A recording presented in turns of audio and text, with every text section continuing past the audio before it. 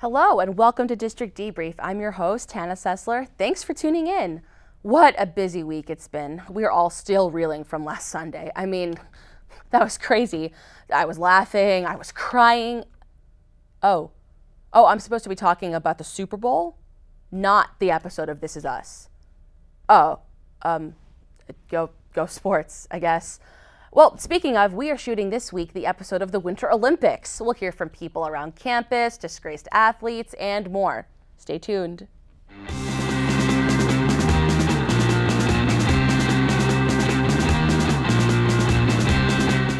Before we dive into the Olympics, see what I did there? Yes, okay, I know it's the Winter Olympics, but I can still be proud of myself, okay? Anyway, let's talk headlines of the past week or so. The stock market has not been doing so hot in recent days. It's had the biggest drop since 2011. Some people believe that President Trump is upset with the news and is looking to fire Mr. Dow Jones. Who's going to tell him? Scientists recently discovered an all-female species of crayfish that has been cloning itself in a European lake for the past 25 years. In other news, 19 Kids and Counting is back, and Michelle Duggar is her own woman now. SpaceX CEO and real-life Tony Stark, Elon Musk, launched his car into space on Tuesday. The demonstration mission was meant to test if the new Falcon Heavy rocket can launch a payload into orbit. If all goes according to plan, Musk's red Tesla Roadster will be sent into orbit around Mars. Some critics have said that this is essentially a reckless billionaire space littering. Musk, on the other hand, loves the idea of future aliens one day finding his car and trying to figure out what the heck it is. While space pollution is an issue, at least he sent an electric car. Got to be eco-friendly even if you are leaving the ecosystem. Granted, there's no Environmental Protection Agency in space, and there won't be one on Earth either, if Scott Pruitt has anything to say about it. And now, let's talk sports. But specifically, the most important part of sports, the mascot. They tend to fall into three categories: cute and cuddly, weird and creepy, or really racist. Really, really racist. However, one bastion of hope for mildly inoffensive mascots is the Olympics. Many people don't know this, but the Olympics actually have mascots. These eclectic beings are meant to represent the cultural heritage of the place where the games are taking place. Oh, and to market to kids, because everyone knows how much kids love international sporting events. Now, the first official mascot was Waldy, a colorful dachshund that symbolized the 1972 Summer Olympics held in Munich, Germany. This little guy was seen as the embodiment of resistance, tenacity, and agility, because that is what comes to mind when I think of a wiener dog. Since Waldy, there have been beavers, bears, tigers, and even children. However, there have been some other interesting choices. For the 1996 Atlanta Summer Games, the organizers took a risk, selecting the first computer-generated mascot to represent the games. And here it is. What? No, what? That's the point? Okay, so it turns out that Izzy is supposed to make you say that. Well, at least it's not racist. The 2006 Winter Games mascots were way less strange, but way more nightmare-inducing. I kid you not, the mascots were a humanized Snowball and Ice Cube named Neve and Gliz. Look at them, just look at them. At least the 2006 games weren't that terrifying. Oh, yes, they were. And that brings us to this year's mascots. Not scary at all, quite cute actually. The Pyeongchang Winter Olympics and Paralympic mascots are Suharang, a white tiger, and Ben Dabi, a black bear. A little interesting fact about Suharang is that its name is derived from the Korean words for tiger and, more importantly, protection. Fitting this year, because the Olympic organizers will set a record for the most free condoms provided to athletes. Regardless, once again, at least they are not racist. We're going to take a short commercial break. We'll be back with a historian from the Mount Vernon campus, Dr. Taylor Daniels. Stick around. Raise high. This isn't just our battle cry. It's our call, our challenge. Because when you are called to Washington, you are called to higher expectations, to a higher standard. We are called here to advance knowledge, to serve society, to change the world. This is the George Washington University, and what we make is history. So stand up, be bold, take risks, press on, push harder, raise high. We are back, and we have a treat for you, an exclusive interview with the Mount Vernon campus historian, Dr. Taylor Daniels. Thanks so much for having me here. Thanks for being here. How's it going? I'm good. I'm really excited about a certain day coming up soon. Oh, is it a special event at the Olympics? No, Hannah, it's quite far from that. Valentine's Day. Oh. Okay. This was supposed to be an Olympic-themed episode, but... We'll get there. We'll get there. First, I want to discuss my Valentine's Day plans. Okay. What are your Valentine's Day plans? Well, Hannah, my plan's to take my wife to Pelham Commons. It's one of DC's true hidden gems. We're going to sit in the back corner near that piano where the same kid always plays Billy Joel's Piano Man to an empty room. It's going to be so romantic. The night's going to get even better when the 3 TVs on the wall are all playing different cable news shows with subtitles that you have to read like you're watching a tennis match, like that. The night's going to peak when my food's finally ready from the grill and that one chef that always yells, "Tender fries!" is going to just scream it for everyone in the DMV to hear. Well, that does sound romantic, but wouldn't the TVs be playing Olympic coverage? Ooh, that is true. Did you know, Hannah, did you know? This is interesting. The Vern was once an Olympic village.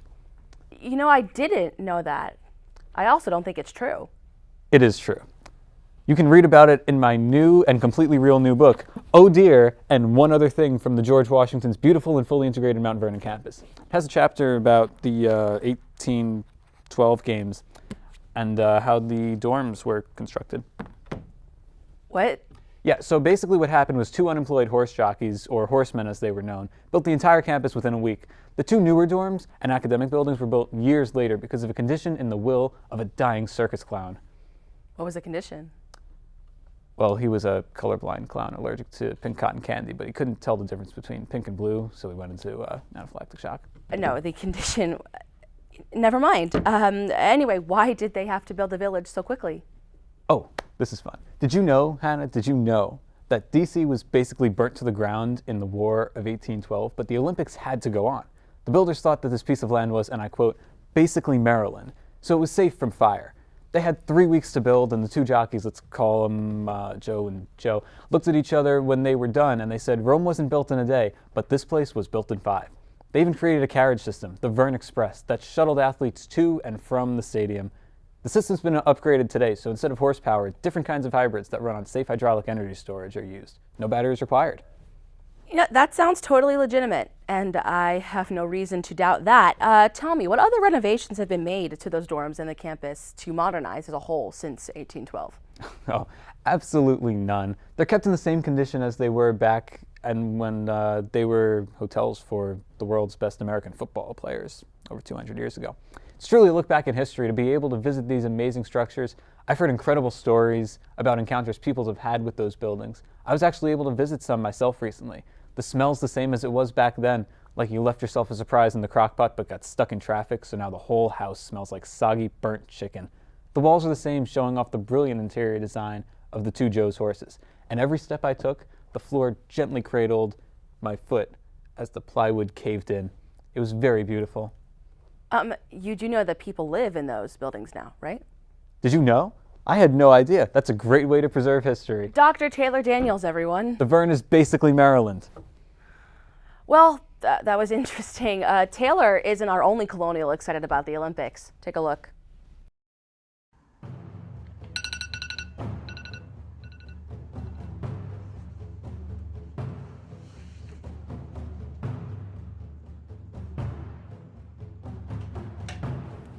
My life so far has felt incomplete.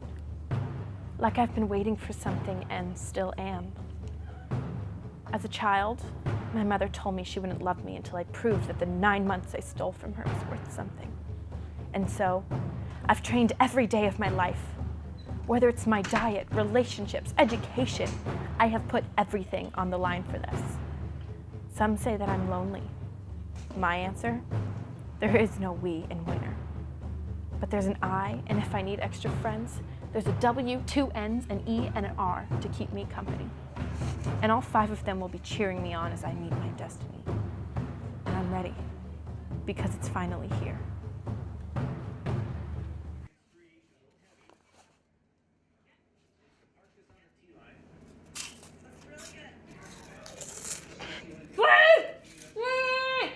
USA! USA! USA!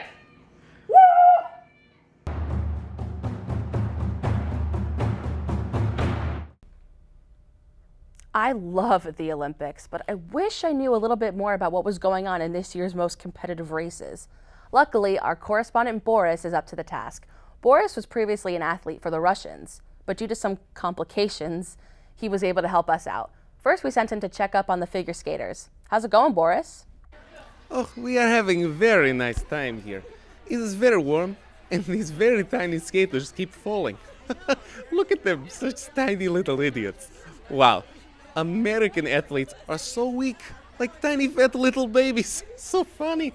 In Russia, we skate naked with 40-pound sacks of flour on our shoulders to grow strength.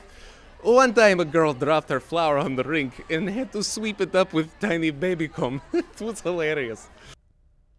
Boris, I'm not sure that that's the Olympic training arena. I'm not sure what you're trying to say. They're skating terribly. Definitely American. I just feel like the arena would look more like the one from Sochi in 2014. Were you able to see that one while you were home? Oh, I was too busy in Olympic Village attracting beautiful women and being spokesperson for a famous Russian company called Condoms for Comrades. Okay. Do you have anything else to show us? Here I am at very small skiing hill. How'd you get there? Magical wolf pelt. It was a gift from Putin for being a pride of Russia. Okay. What can you tell us about that skiing hill? No, it is very boring. No one is skiing, so I can't laugh at anything. I will tell you a funny story, though.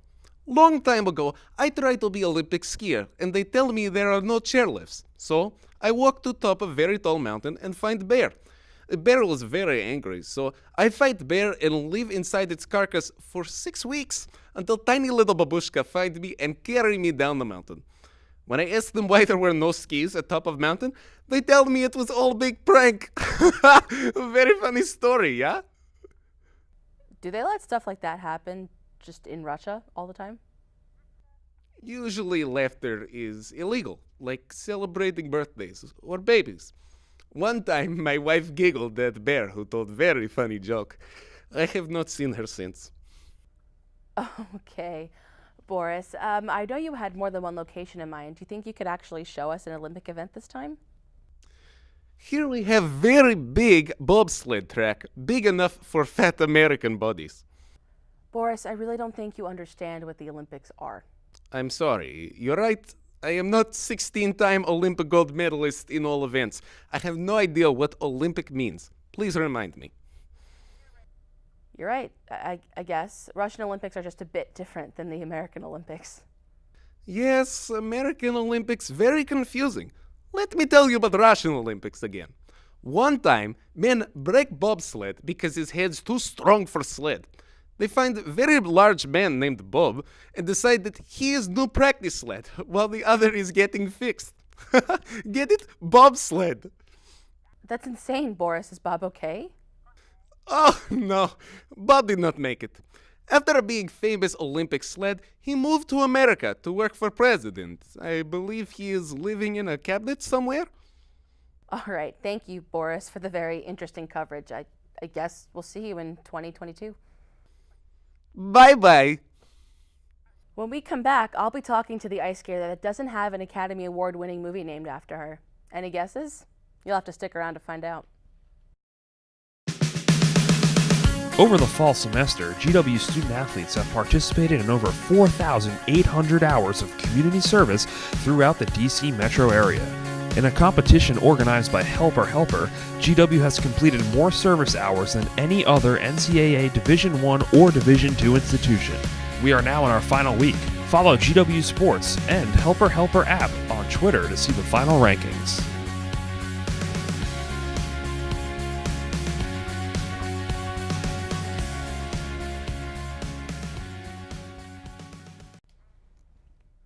Welcome back. Now we are excited to have a special guest to talk about one of my favorite sporting events at the Winter Olympics, ice skating. Silver medalist Nancy Kerrigan is here to talk about what to expect on the rink in South Korea. Nancy, great to have you. Why?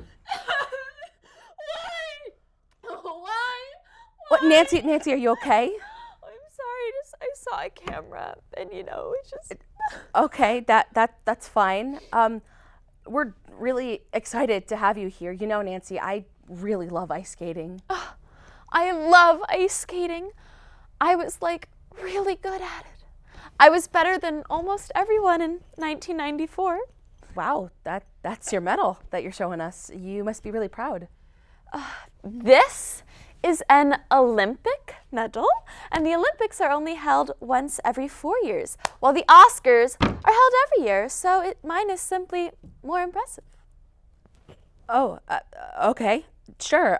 So what should we be on the lookout for Team USA this year?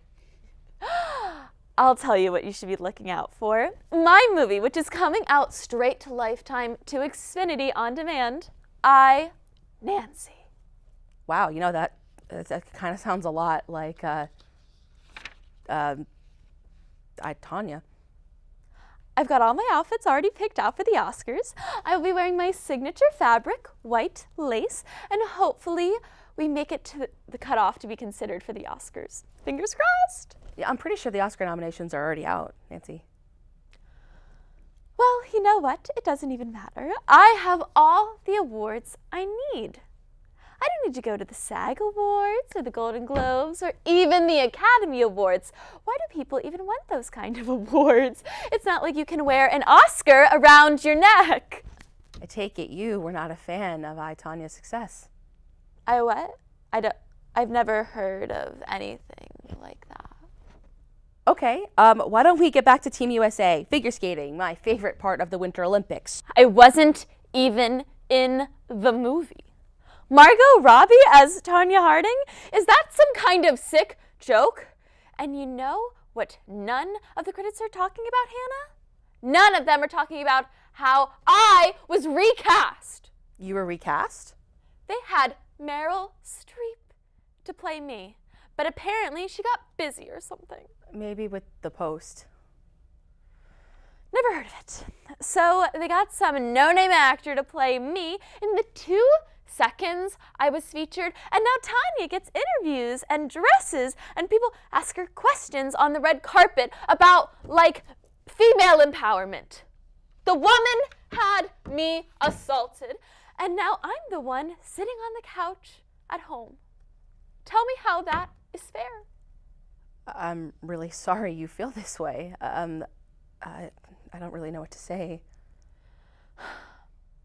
Have you seen I, Tanya? Yeah, I have. Why didn't you ask the beloved Tanya on your show then? We couldn't book her. She is too popular. So what did you think of this film? I thought it was a really complex but interesting portrayal of Tanya Harding's life. Did you? Anyways, back to I, Nancy. You can catch the trailer between Grey's Anatomy marathons on Lifetime between 1 and 6 a.m.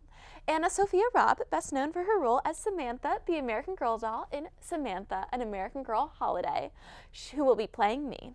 Critics, I'm looking at you. This is one you don't want to miss. You heard it here first. Thank you, Nancy. We couldn't film an Olympics episode without talking about Larry Nassar. Last month, Nassar was accused of sexually assaulting 156 of his adolescent patients from the U.S. Olympic and Michigan State University gymnastics teams. He'd already been given a 60-year prison sentence for possession of child pornography. But who would have thought that he was capable of violating such young girls? Nassar pleaded guilty to first-degree criminal sexual assault, but claimed that the abuse was a misunderstanding regarding his sophisticated medical work. The problem is, his sophisticated medical work far exceeded the healing of a broken ankle. We also learned the number of accusers it takes before a man is jailed for sexual assault during this trial. You'd think that you'd need, only one person to accuse someone of sexual assault before legal action is taken place, but no.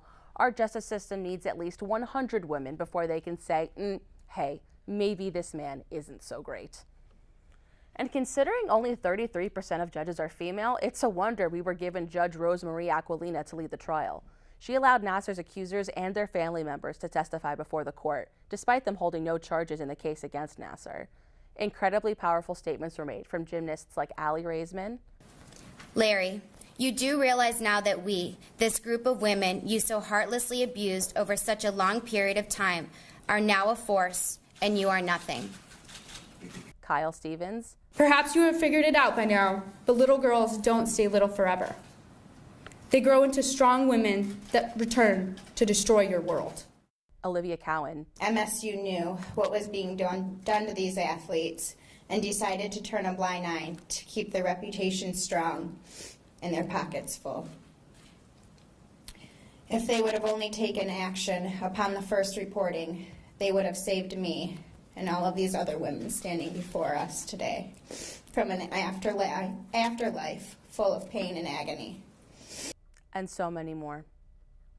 It makes you wonder, if this story had been about boys, would the narrative have been different? Would the action have come sooner? Would investigators on these university campuses, or even at the Olympics, have told a boy after he'd been fondled by a doctor that he misunderstood the procedure? While the flu has been ravaging the nation, this is an epidemic that doesn't yet have a cure. One person can infect and destroy the lives of so many people. We've seen accusations against movie moguls, credible reporters, even Chester the Cheetah himself. But this is the first time real and severe legal action has taken place. Judge Aquilina sentenced Nassar up to 175 years in prison, which is great because as the goblin that he is, he will live to suffer through all of those 175 years.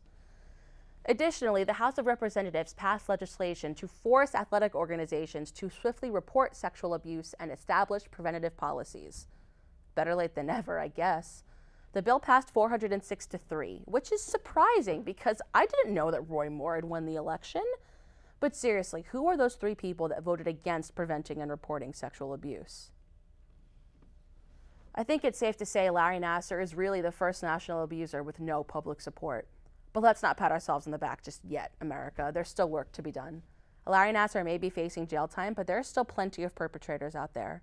Woody Allen basically married his own daughter, and he's still not the only one that has supporters. But we're incredibly proud of all those that have come forward, especially the Nassar survivors. And of course, Judge Aquilina, the avenger for the victims. Here's to hoping that she joins the X-Men and takes out Brett Ratner too. But we still have a long way to go. In all seriousness, Judge Aquilina deserves a gold medal in social justice. That's all we have for you tonight, folks. Thanks for tuning in, and check us out at www.gw-tv.com. For all of us here at District Debrief, I'm Hannah Sessler. Catch you on the flip side.